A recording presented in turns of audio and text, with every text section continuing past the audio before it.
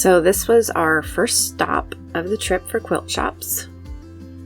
When we had first looked at planning our trip, we were planning to stay in Ephrata, Washington, and we had a quilt store called the Fabric Patch that had been recommended by one of our viewers, Kara, and I was looking forward to that, but then they were closed when we were going through, so that one didn't work, so we found this one. This is the Quilting Bee in Spokane Valley. They were actually in the top 10 quilt shops in Better Home and Garden's Quilt Sampler magazine in 2022, which I think after we saw this, it's like, oh yeah, I kind of recognize this from that magazine. It's easy to see why they were chosen as a top shop. It's huge. They have an amazing selection. It's a bright, open building. It's just a really nice experience to go in here. They were very friendly, very helpful. I had something in particular in mind for a project for this trip. And at first I just looked around at everything, and eventually I couldn't find it, but I was pretty sure they would have what I was looking for. And so I asked, and they were very helpful, and I was able to find it.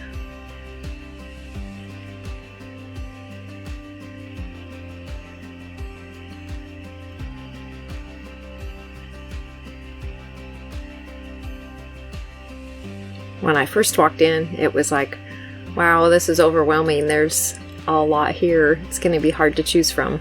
But there's always something that stands out. I really like the way they have these little signposts up in the store. So if you're looking for a particular type of fabric, you just look for the little signpost and it will direct you in the right spot.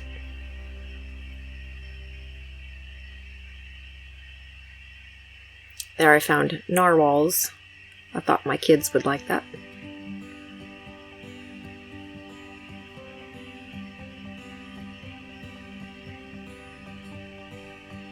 We got there just after opening on, which day were we there? Monday morning. And I was amazed how busy they were right at opening. Lots of people in there. Little kids area so that the children have somewhere to play while their mom's busy shopping, and that little kitty quilt is adorable.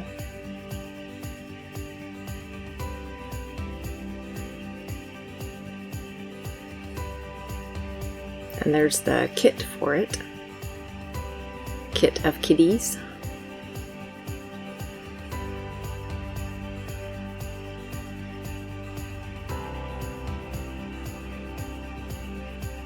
They had all kinds of projects, samples for different kinds of projects, everything from bags to stuffed animals, obviously quilts. There's one of the stuffed animals. Embroidery projects, wool embroidery. They have a huge selection of different machines. I think pretty much if there's something that you're looking for in the quilting world, you'll be able to find it here. And I'm quite confident that if you didn't find it here, they could find it for you.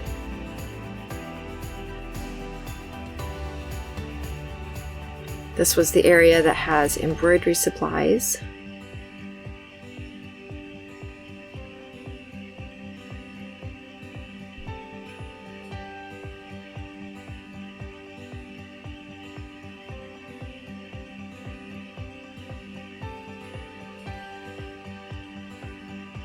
Just so many different beautiful quilts of all different kinds. It's very inspiring.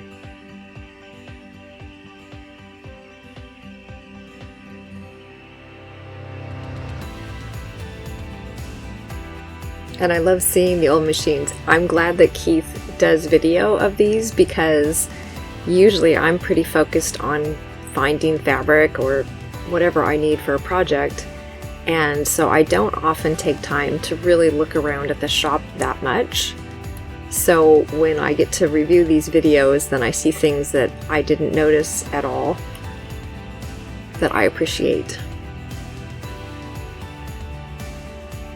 Love seeing the rainbow supply of threads.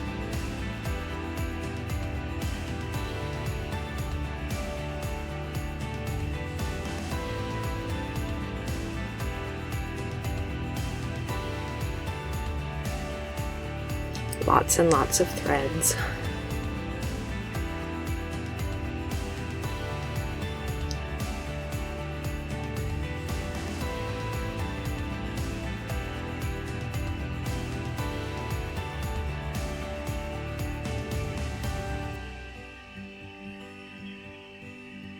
As I was checking out, they gave me a little booklet that has their classes in it, and I was amazed how many classes. I mean, you can see all the samples up on the wall for all the different classes, but it's a huge number of classes. I think anything that you might want to do, it'd be fun to go to this area and make your own little quilt retreat and take a class with a friend.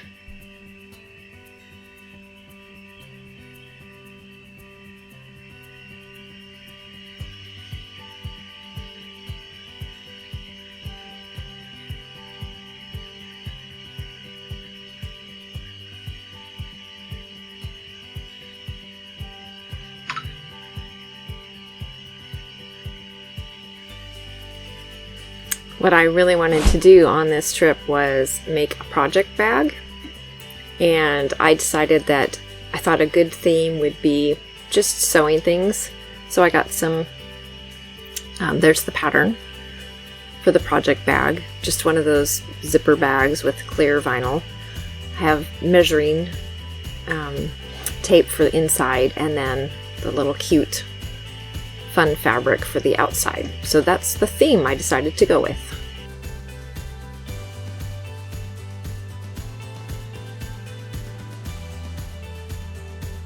For this trip, I knew that we would be several nights that we would either be boondocking or some sort of dry camping with no power.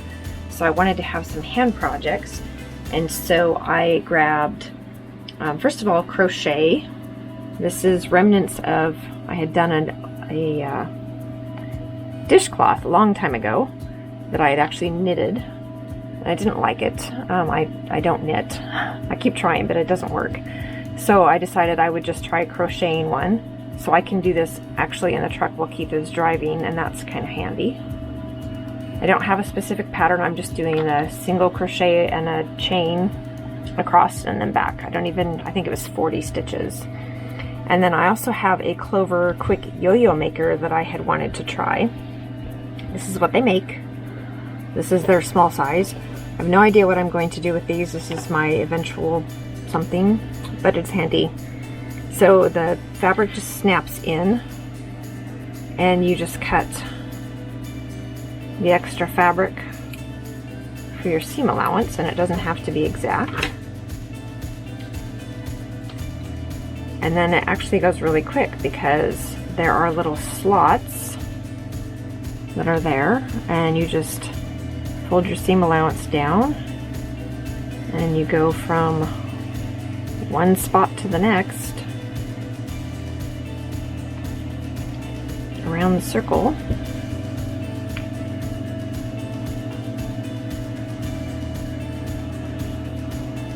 I do have projects with me that will use my sewing machine, and so I figured when we are stopped and have power, I can use those, but in the meantime, I do have several hand projects to keep me busy.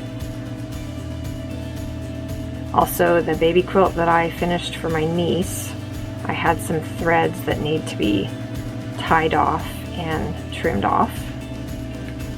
And I have a stuffed animal repair project. I had, I think 2 or 3 years ago, I had fixed my grandson's little stuffed giraffe, and my sister-in-law had asked if I had any suggestions for fixing her daughter's stuffed animal. She was a little turtle that had gotten, we'll just say it's been well loved over the years, and it was looking kind of sad. And this is the niece we're actually going to visit, and So she asked if she had suggestions to fix it, and I decided that that would be a good project for me to tackle. So I have to finish that up as well.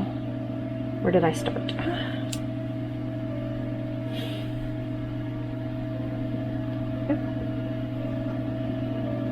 Yep, that's the start. Okay, so then once you get around, this just pops out.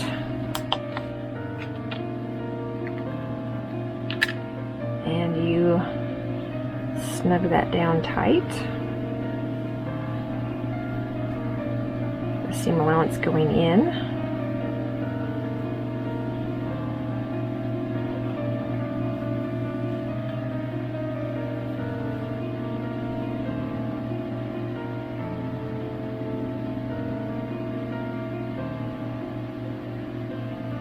And then just make a knot inside the little fold so it kind of hides it.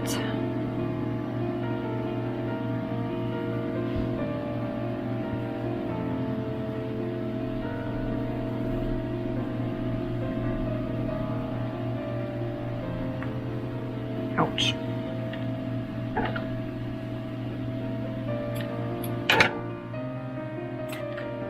And then you just kind of shape it a little with your fingers.